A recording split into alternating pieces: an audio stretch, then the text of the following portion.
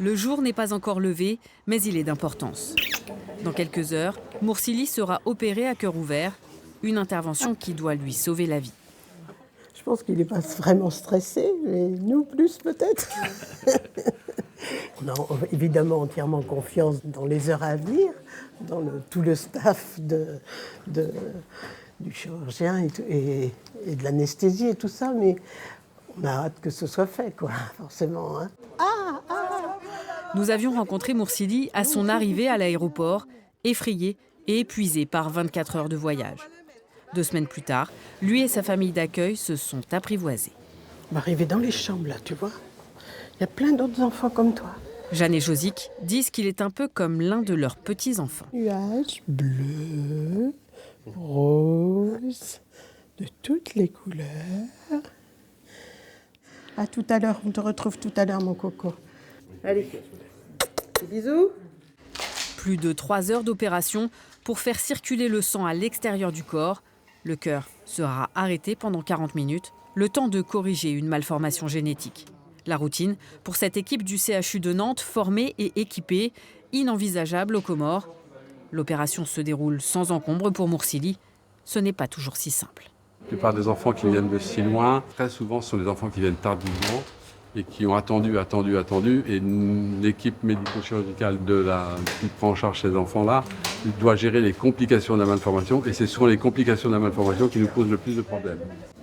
Quelques heures plus tard, Moursili se réveille. Jeanne est là. Elle viendra tous les jours lui rendre visite. On va pas essayer de procéder de petite étape en petite étape. Hein? Et puis quand on va voir qu'il sort qui va en pédiatrie, on va se dire hop, un palier de passé.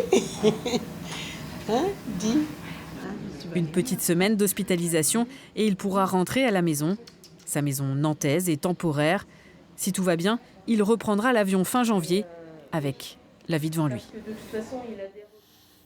Et pour aller plus loin, Suzanne Guillou est avec nous sur ce plateau. Bonsoir madame. Bonsoir. Vous êtes la référente de l'antenne nantaise de cette association, la chaîne de l'espoir. La chaîne de l'espoir à Nantes, c'est 20 ans d'existence, 200 enfants opérés et une soixantaine de familles d'accueil. Chaque opération coûte à peu près 12 000 €. Vous êtes confronté actuellement à une baisse des aides publiques au développement, moins 8 millions d'euros sur le budget 2026. L'Europe, mais aussi l'Agence française de développement ont réduit leurs subventions plus que jamais. Aujourd'hui, vous avez besoin des dons des particuliers et des entreprises? Oui, tout à fait. C'est très important si on veut continuer à sauver ces jeunes enfants et à aider aussi localement les différents pays qui ont besoin. Alors, on va en parler dans un instant. Ce sont des dons défiscalisés. Des dons défiscalisés pour les particuliers à hauteur de 75%. Et puis pour les entreprises, à hauteur de 60% de défiscalisation. Donc on fait appel à la générosité. Et il ne faut pas hésiter à aller sur le site de l'association www.chaînedelespoir.org pour avoir tous les renseignements pour procéder à des dons. Alors vous le disiez, la chaîne de l'espoir, ce sont des opérations comme celle que l'on vient de voir ce matin à Nantes. Mais c'est aussi un programme de formation des chirurgiens sur place dans les pays émergents. Voilà. Dans les différents pays, en Afrique subsaharienne par exemple, à Madagascar, en Afghanistan, même à Kaboul. Au Sénégal, comme on le voit aussi sur ces images. Et il y a le Sénégal, absolument, dans le centre Kuomo de Dakar. Donc les équipes françaises de la chaîne de l'espoir en petite délégation vont rencontrer les professionnels et améliorer leur formation, que ce soit pour des chirurgiens, des anesthésistes, des infirmiers de bloc opératoire. Votre but à terme, c'est de ne plus recevoir d'enfants en France et qu'ils soient tous opérés localement. Bien sûr, ce serait ça l'idéal, parce que ça permettrait aussi à ces enfants de ne plus être séparés pendant environ 2-3 mois de leur famille, puisque les familles, s'ils sont hospitalisés à Dakar, peuvent venir les accompagner dans des centres d'accueil parents-enfants.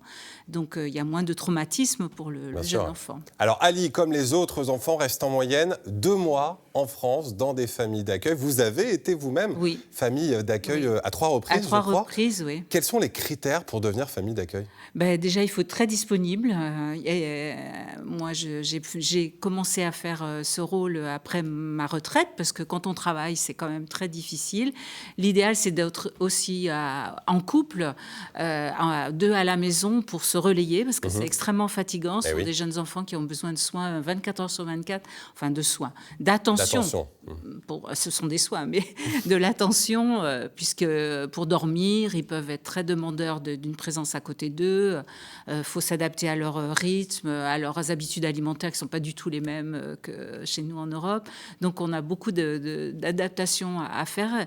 L'attachement se fait également. Il ne faut pas craindre l'attachement. L'attachement, c'est une bonne chose, mais on sait très bien qu'à terme, ils doivent rentrer chez eux. C'est ça notre objectif. Il faut le savoir dès le début. On sait que c'est pour leur bien et que il n'y a pas de souci par rapport à ça. Merci. Et nous, les accompagnantes, les référentes, on aide les familles. On est très présentes pour les guider dans cette expérience très enrichissante. On imagine. Merci Suzanne Guilloux d'avoir accepté ce soir notre invitation. Et si vous souhaitez donc donner à cette association, la chaîne de l'espoir, rendez-vous sur Internet, sur le site Internet de la chaîne de l'espoir qui s'affiche en ce moment même sur votre écran. Merci à vous.